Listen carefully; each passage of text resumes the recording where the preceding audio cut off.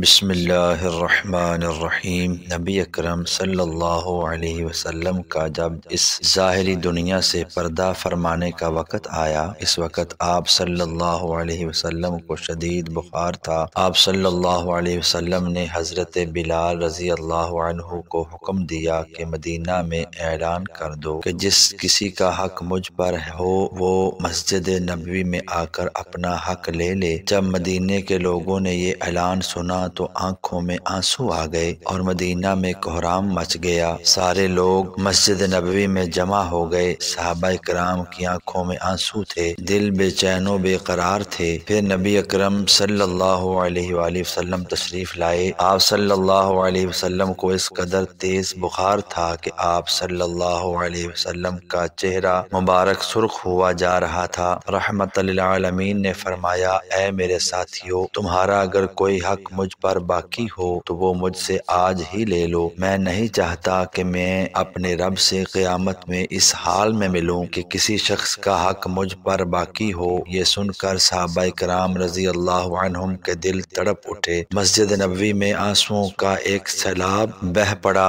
صحابہ رو رہے تھے لیکن زبانیں خاموش تھیں کہ اب ہمارے آقا ہمارا ساتھ چھوڑ کر جا رہے ہیں۔ اپنے اصحاب کی حالت دیکھ کر فرمایا کہ اے لوگو، ہر جاندار کو موت کا مزہ چکھنا ہے۔ میں جس مقصد کے تحت اس دنیا میں آیا تھا وہ پورا ہو گیا۔ ہم لوگ کل قیامت میں ملیں گے۔ ایک صحابی کھڑے ہوئے، روایتوں میں ان کا نام عکاشہ آتا ہے۔ عرض کیا، یا رسول اللہ، میرا حق آپ پر باقی ہے۔ آپ جب جنگ احد کے لیے تشریف لے جا رہے تھے، آپ کا کوڑا میری پیٹھ پر لگ گیا تھا، میں اس کا بدلہ چاہتا ہوں۔ یہ سن کر حضرت عمر رضی اللہ عنہ کھڑے ہو گئے اور کہا، کیا تم نبی کریم صلی اللہ علیہ وسلم سے بدلہ لوگے؟ کیا تم دیکھتے نہیں کہ آپ صلی اللہ علیہ وسلم بیمار ہیں؟ اگر بدلہ لینا ہی چاہتے ہو تو مجھے کوڑا مار لو، لیکن نبی کریم صلی اللہ علیہ وسلم سے بدلہ نہ لو۔ یہ سن کر آپ صلی اللہ علیہ وسلم نے فرمایا، اے عمر، اسے بدلہ لینے دو۔ اس کا حق ہے کہ اگر میں نے اس کا حق ادا نہ کیا تو اللہ کی بارگاہ میں کیا منہ دکھاؤں گا، اس لیے مجھے اس کا حق ادا کرنے دو۔ آپ صلی اللہ علیہ وسلم نے کوڑا منگوایا اور حضرت عکاشہ کو دیا اور کہا کہ تم مجھے کوڑا مار کر